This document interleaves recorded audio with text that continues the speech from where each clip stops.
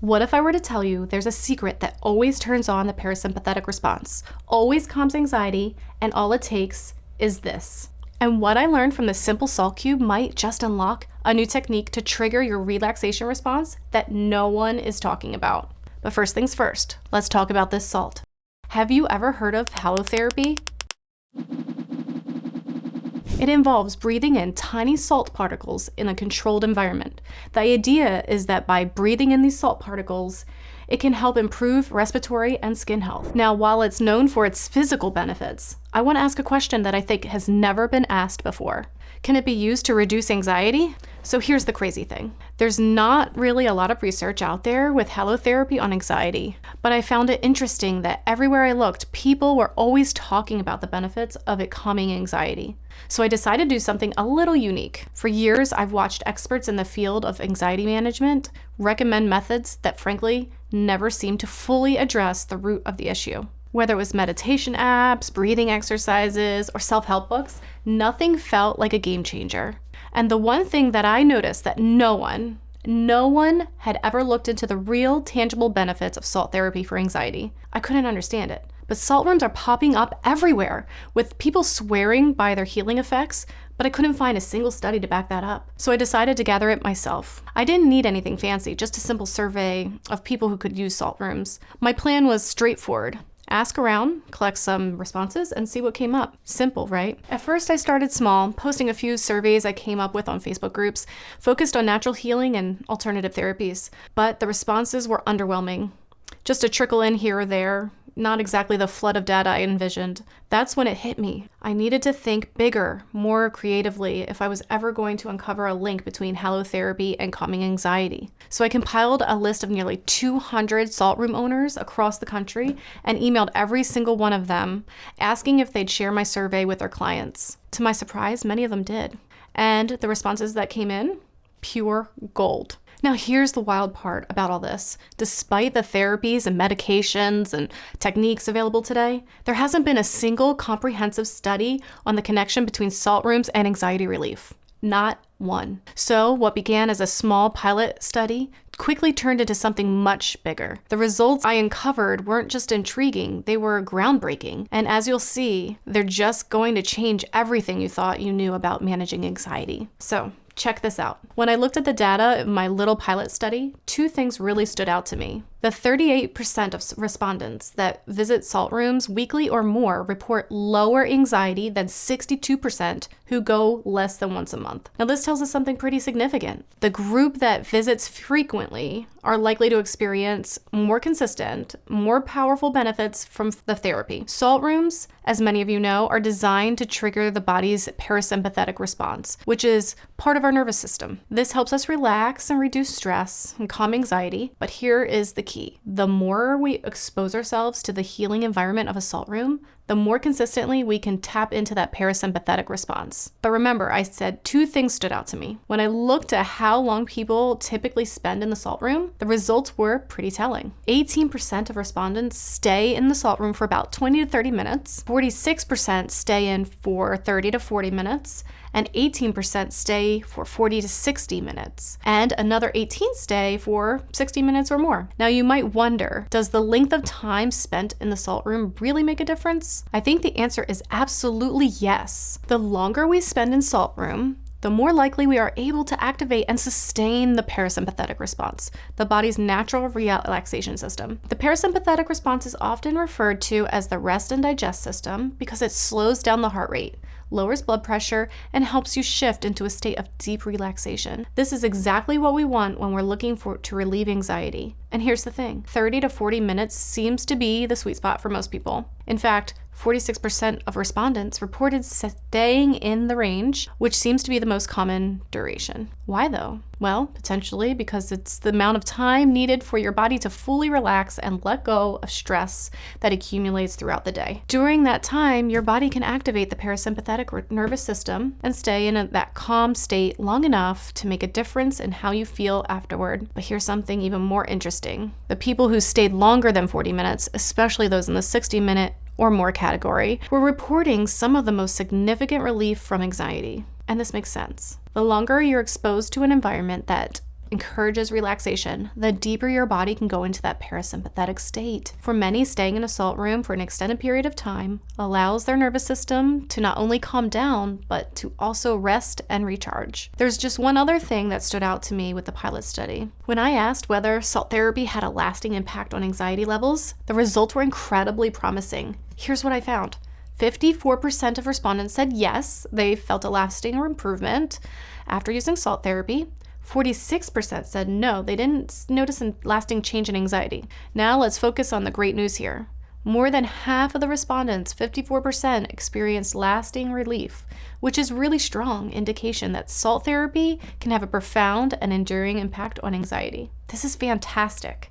It shows that for a significant portion of people, salt therapy not only helps them feel better in the moment, but also continues to help them maintain that sense of long calm after the sessions end. For the 46% who didn't experience lasting impact, this doesn't necessarily mean that the salt therapy isn't effective for them. What this might point to is the fact that consistency is key when it comes to anxiety relief. Just like any wellness practice, whether it's exercise or meditation or therapy, the more regularly you engage in it, the more likely it is to have a lasting effect. A single session in a salt room might provide immediate relief, but it's the repeated exposure to the calming environment that will truly help your body reset and maintain a relaxed state over time. That's the real power of salt therapy. It's not just about one-off sessions, but about incorporating it into your routine. The more you use it, the more your body learns to switch into that parasympathetic state, making it easier to manage anxiety and stress in your everyday life. The bottom line is that salt therapy rooms may not be the one-size-fits-all solution, but for nearly half of the people who tried it, the results were undeniable. But I will say there is something still bugging me about all this. All the data I was able to gather seems to point towards salt rooms being incredibly beneficial to lowering our anxiety. But as I was researching, I had a thought. Is it actually the salt rooms that's doing this, or is it the atmosphere the salt room provides? It's true that salt rooms are incredibly calming, and they have that soft, dim glow and quiet. It's relaxing, but probably the most important thing is you can't bring your phone in there. It's forcing you to disconnect from a major anxiety source. And it turns out, unlike salt rooms, researchers have studied this. Just last year, CBS News had said this. High amounts of screen time have been linked with poor sleep, fatigue, and anxiety and depression. This survey finds about 1 in 4 teenagers with 4 hours or more of daily screen time experienced symptoms of anxiety or depression in the past 2 weeks. And it's not just teens that suffer from anxiety and depression as a result of screen time. Look at what this woman had to say. I was ashamed about being bullied because as an adult, you shouldn't really be bullied, should you? You think it's something that happens to teenagers and children. When you're abused like this over the internet, it's very hard to describe it because a lot of people say, oh, you can just ignore it. You can't ignore it. It's with you all the time that you know that when you turn the internet on, it's going to be there on Twitter, it's going to be there on Facebook, and there's nothing that you can do to stop it. Why is it so hard to stop looking at our phones though? Well, it's because when you do something over and over again, it becomes easier for your brain to do it automatically. Smartphones are designed to make us check them a lot. There's new messages and emails and social media updates that pop up all day, which make us want to look at our phones. But when it goes from something you want to do to something you need to do, it turns into a reflex. There's also this kind of loop that happens. When you do something that makes you feel good, you want to do it again and again, so you keep checking your phone. The average American checks their mobile device 150 times a day. That's about 13 times an hour if you average it out. So clearly there's a problem. Is there a way to stop it? Well, the risk of sounding too obvious here is you can just put your phone away, right? Seems simple? Well, not really. Social media platforms are meticulously designed to keep you engaged. They invest billions in research to maximize your time spent on their sites, all to boost their profits. There's a psychological principle that explains this: operant conditioning, a concept derived by psychologist B.F. Skinner. Basically, it describes how behaviors are influenced by their consequences. Essentially, you pull out your phone looking for something that feels good, the algorithm finds it, puts it in front of you, and the job is done. It creates that reinforcement loop. You check your phone, you feel a sense of reward or pleasure, and the pleasure makes you want to check your phone more often in the future. Rinse and repeat forever. Do you want to hear the ironic part? There's that very reinforcement loop that's supposed to make you feel good makes you feel horrible. Listen to this. So does spending too much time on social media like Facebook, Instagram, Snapchat actually increase loneliness and depression? That's the new finding of a brand new study by researchers at the University of Pennsylvania to be published in the peer-reviewed Journal of Social and Clinical Psychology. And it marks the first time there's been a causal connection established between time spent on social media and depression and loneliness. Okay, so you may have sat through that entire explanation and thought, so it's the environment, right? It's not the salt. And I do think that argument has some merit, but not as much as you think. This study out of the University of Cincinnati found that elevated levels of sodium blunt response to stress. Basically, the study found that elevated sodium levels appeared to lower the body's natural stress reactions by reducing the stress hormones like cortisol. The physiological dampening of stress response led researchers to propose that a higher salt intake might have a calming effect, potentially even suppressing social anxiety. And I have to admit, the more I researched the subject, the more I noticed a pattern. Look at this comment on Reddit. I've been struggling with crippling anxiety for years now, and the symptoms are gradually increasing. The only thing that seems to calm me down a little bit is lifting like a maniac. Recently, there's been a new fad where people take extra salt as a pre-workout to enhance pump during their exercises. I've already been taking creatine and HMB, so I thought, well, why not add this as well? I've been having crazy salt cravings that I ignore for decades now, so this was a nice excuse for me to indulge. I did not notice any real effects on my pump during my workout, but my anxiety was gone. It didn't decrease. No, it was gone. The next day, I started my day with extra salt. The entire day at the office, I was without anxiety and my motivation was enhanced. The normal anxiety paralysis that I suffer from at the office was gone. I feel absolutely great. How? Why?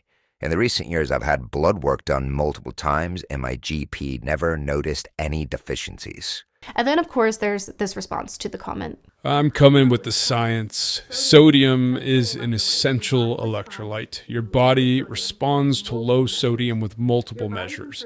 Your body conserves sodium by releasing more adrenaline and cortisol, which may raise stress and anxiety levels. Low sodium is also linked to disturbed sleep. And then finally, this follow-up. I know this is an old thread, but low sodium levels can cause anxiety, agitation, confusion, and migraines, nausea, fatigue, and shortness of breath. I get anxious and short of breath, brain fog. I use 1/4 tablespoon of salt for every cup of coffee and more if sweating. If I don't, I will eventually feel anxiety. I will also get migraines. Now, are the people of Reddit here onto something? Well, yes and no. Everything I'm about to say here is purely my opinion, so you shouldn't be taken as scientific fact.